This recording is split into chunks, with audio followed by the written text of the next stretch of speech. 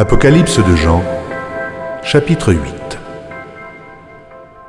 Quand il ouvrit le 7e sceau, il y eut dans le ciel un silence d'environ une demi-heure. Et je vis les 7 anges qui se tiennent devant Dieu, et 7 trompettes leur furent données. Et un autre ange vint, et il se tint sur l'autel, ayant un encensoir d'or. On lui donna beaucoup de parfums, afin qu'il les offrît avec les prières de tous les saints sur l'autel d'or qui est devant le trône. La fumée des parfums monta avec les prières des saints de la main de l'ange devant Dieu. Et l'ange prit l'encensoir, le remplit du feu de l'autel et le jeta sur la terre. Il y eut des voix, des tonnerres, des éclairs et un tremblement de terre. Et les 7 anges qui avaient les 7 trompettes se préparèrent à en sonner.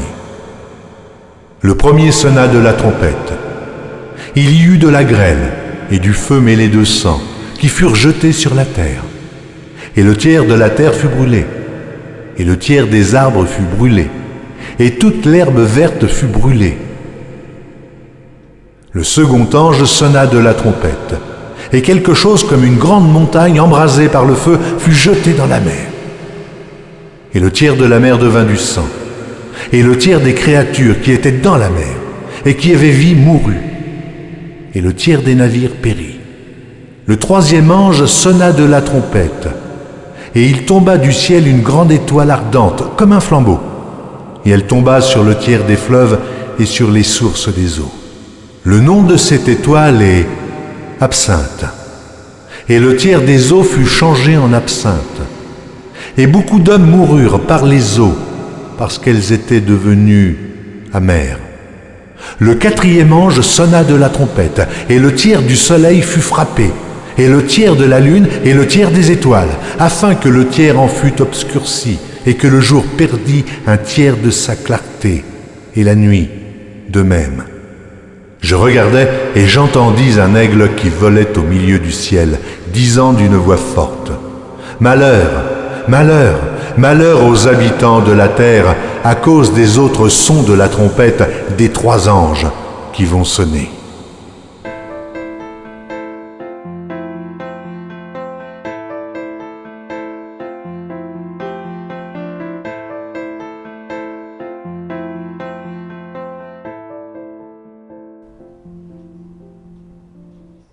Apocalypse de Jean, chapitre 9. Le 5e ange sonna de la trompette, et je vis une étoile qui était tombée du ciel sur la terre. La clé du puits de l'abîme lui fut donnée, et elle ouvrit le puits de l'abîme. Et il monta du puits une fumée, comme la fumée d'une grande fournaise, et le soleil et l'air furent obscurcis par la fumée du puits. De la fumée sortirent des sauterelles qui se répandirent sur la terre, et il leur fut donné un pouvoir comme le pouvoir qu'ont les scorpions sur la terre. Il leur fut dit de ne point faire de mal à l'herbe de la terre, ni à aucune verdure, ni à aucun arbre, mais seulement aux hommes qui n'avaient pas le sceau de Dieu sur le front. Il leur fut donné non de les tuer, mais de les tourmenter pendant 5 mois. Et le tourment qu'elle causait était comme le tourment que cause le scorpion quand il pique un homme. En ces jours-là, les hommes chercheront la mort, et ils ne la trouveront pas. Ils désireront mourir, et la mort fuira loin d'eux. Ces sauterelles ressemblaient à des chevaux préparés pour le combat. Il y avait sur leur tête comme des couronnes semblables à de l'or, et leurs visages étaient comme des visages d'hommes. Elles avaient des cheveux comme des cheveux de femmes, et leurs dents étaient comme des dents de lion. Elles avaient des cuirasses comme des cuirasses de fer, et le bruit de leurs ailes était comme un bruit de chars à plusieurs chevaux qui courent au combat. Elles avaient des queues semblables à des scorpions et des aiguillons, et c'est dans leur queue qu'était le pouvoir de faire du mal aux hommes pendant 5 mois. Elles avaient sur elles comme roi l'ange de l'abîme, nommé en hébreu Abaddon, et en grec Apollyon. Le premier malheur est passé.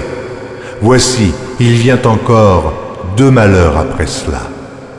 Le 6e ange sonna de la trompette, Et j'entendis une voix venant des 4 cornes de l'autel d'or qui est devant Dieu, et disant au 6e ange qui avait la trompette, « Délie les 4 anges qui sont liés sur le grand fleuve d'Euphrate. » Et les 4 anges qui étaient prêts pour l'heure, le jour, le mois et l'année, furent déliés afin qu'ils tuassent le tiers des hommes. Le nombre des cavaliers de l'armée était 2 myriades de myriades. J'en entendis le nombre. Et ainsi je vis les chevaux dans la vision, et ceux qui les montaient, ayant des cuirasses couleur de feu, d'hyacinthe et de soufre. Les têtes des chevaux étaient comme des têtes de lions, et de leur bouche il sortait du feu, de la fumée et du soufre. Le tiers des hommes fut tué par ces 3 fléaux, par le feu, par la fumée et par le soufre qui sortait de leur bouche. Car le pouvoir des chevaux était dans leur bouche et dans leur queue. Leurs queues étaient semblables à des serpents ayant des têtes, et c'est avec elles qu'ils faisaient du mal. Les autres hommes qui ne furent pas tués par ces fléaux ne se repentirent pas des œuvres de leurs mains, de manière à ne point adorer les démons et les idoles d'or, d'argent, d'airain, de pierre et de bois, qui ne peuvent ni voir, ni entendre, ni marcher. Et ils ne se repentirent pas de leurs meurtres, ni de leurs enchantements, ni de leurs impudicités, ni de leurs vols.